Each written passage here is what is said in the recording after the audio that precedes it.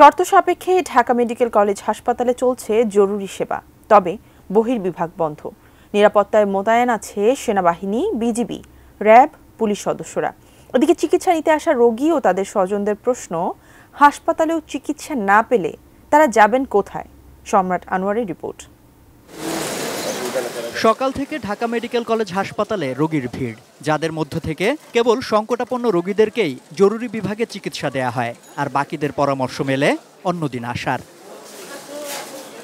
4 দফা দাবিতে চিকিৎসকদের সর্বাত্মক শাটডাউন আন্দোলন 24 ঘন্টার জন্য শর্ত সাপেক্ষে শিথিল করায় সোমবার অস্ত্রোপচারের তারিখ নির্ধারিত থাকলেও অভিযোগ আছে সেসব সেবা আর পাননি রোগীরা। দূর দূরান্ত থেকে আসা রোগী ও তাদের স্বজনদের ভোগান্তি ছিল চরমে। কালকে আমরা সেবা পাইনি, আজকেও সেবা পাচ্ছি না, তাহলে হাসপাতালে এসে লাভ কি? ডাক্তার বললো যে আজকে আসতে, আমি এই ময়মনসিংহ থেকে আসছি, এখন বলে দেখবেন না ডাক্তার নাই, আমি আবার ময়মনসিংহ ফিরে যাবো। এখন ইমার্জেন্সি রোগীর অক্সিজেন লাগবো, অক্সিজেন নিয়ে আইছি, তারপরে পাই নাই, কি করবো, চলে গেছি, গিয়া বাসা ভাড়া করে আবার। চিকিৎসকদের আন্দোলনে হাসপাতালে জরুরি বিভাগ বন্ধ করে সেবা সীমিত করার নজির খুব একটা নাই।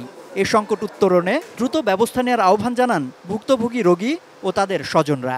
গরিবের কষ্ট, তুমি মনে করলাম এই যে ভোগান্তি, কালকে এসে গেলাম, আজকে আসলাম, পাই নাই তো ডক্টর। এখন এরা অপারেশন নিতেছে না, এরা বলতেছে যে এদের এনে যে সমস্যা চলতেছে, এখন এরা এভাবে রোগী নিবে না। শিয়া বাটার ও ভিটামিন ই সমৃদ্ধ lily glam beauty soap. Lily, always beautiful. অজ্ঞান ডাক্তার উপস্থিত নাই, নার্স উপস্থিত নাই, এখন অপারেশন হবে না। কবে হবে অনিশ্চয়তা।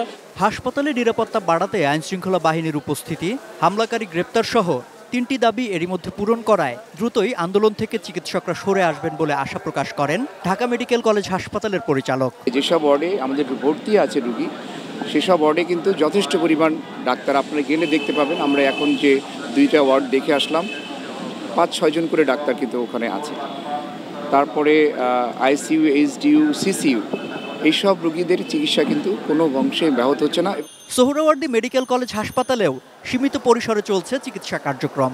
দাবি পুরোপুরি আদায় না হওয়ার ক্ষোভ থাকলেও মানবিক কারণেই চিকিৎসা চালিয়ে যাওয়ার কথা জানান আন্দোলনকারী ইন্টার্ন চিকিৎসকরা।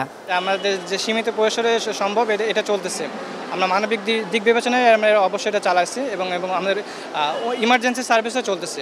মানুষকে সেবা দিতে চাই এবং এই সাথে যাতে ডাক্তারদের যে নিরাপত্তা বা সুরক্ষা, এইটা জানি বজায় থাকে। নিরাপত্তা ব্যবস্থা জোরদার করায় রোববার বিকেল থেকে মিটফোর্ড হাসপাতালে চিকিৎসা কার্যক্রম স্বাভাবিক রয়েছে।